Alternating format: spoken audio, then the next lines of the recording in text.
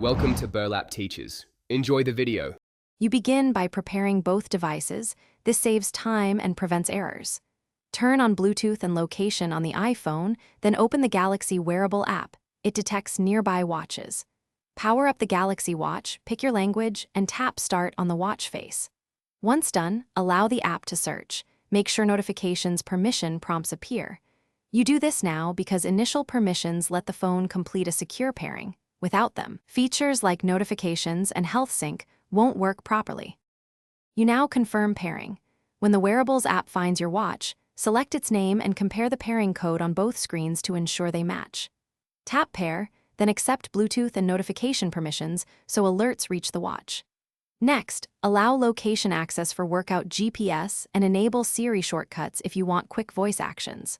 Once paired, sign into your Samsung account in the app to unlock watch faces, backup settings, and enable cross-device sync. This step ties watch data to cloud services for reliability.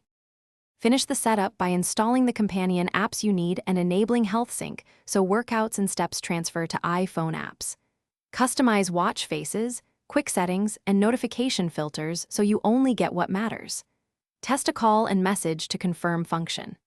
If pairing or sync fails, reboot both devices first.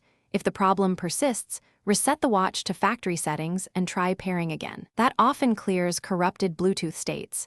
Then repeat permissions and signing steps to restore full functionality. Thanks for watching. Consider subscribing if this video helped you.